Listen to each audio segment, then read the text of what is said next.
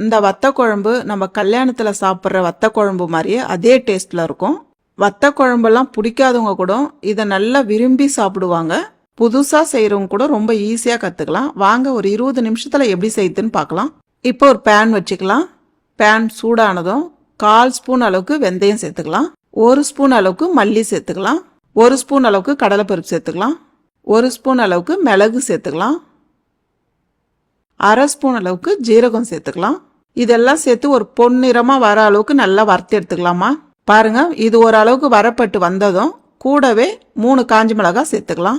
கூடவே திருகின தேங்காய் 1 ஸ்பூன் சேர்த்துக்கலாம். தேங்காய் சேர்த்து நல்லா மிக்ஸ் பண்ணிடுங்க. தேங்காயோட பச்சை வாசனை போகிற அளவுக்கு நல்லா வறுத்துருங்க. பாருங்க, தேங்காய் இந்த அளவுக்கு வரப்பட்டு வந்ததும் கொஞ்ச நேரம் ஆற வச்சு மிக்ஸி ஜாரில் சேர்த்து இதை பவுட்ரு பண்ணிக்கலாம். இப்போ ஒரு கடாய் வச்சுக்கலாமா. கடாய் நல்லா சூடானதும் ஒரு 3 ஸ்பூன் அளவுக்கு நல்லெண்ணெய் சேர்த்துக்கலாம். நான் ஒரு 2 ஸ்பூன் அளவுக்கு மணத்தக்காளி எடுத்திருக்கேன். இதை நல்லா பொரிச்சு எடுத்துக்கலாம். 1 நிமிஷம் நல்லா அப்படியே வறுத்து விடுங்க. பாருங்க, 1 நிமிஷம் ஆயிடுச்சு, நல்லா பொரிஞ்சிருச்சு. இப்போ ஒரு பிளேட்ல இதை எடுத்துடலாம். அதே எண்ணெயில கூடவே ஒரு 3 ஸ்பூன் அளவுக்கு எண்ணெய் சேர்த்துக்கலாம்.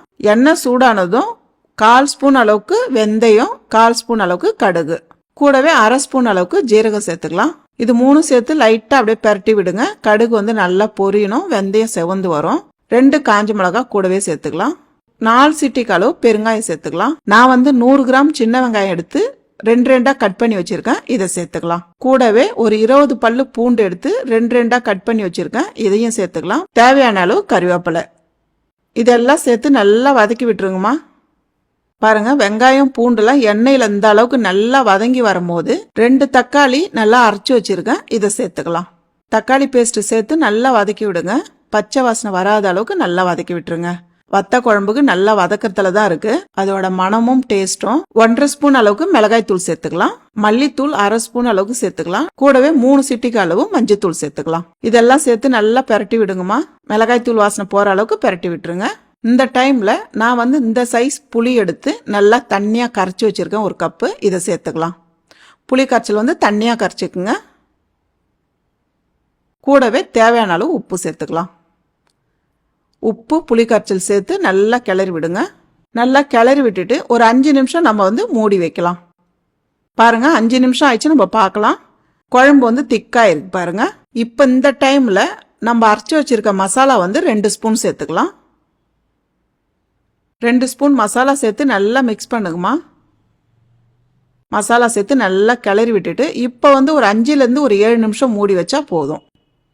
பாருங்க, 7 நிமிஷம் ஆயிருக்கு. நம்ம பார்க்கலாம்.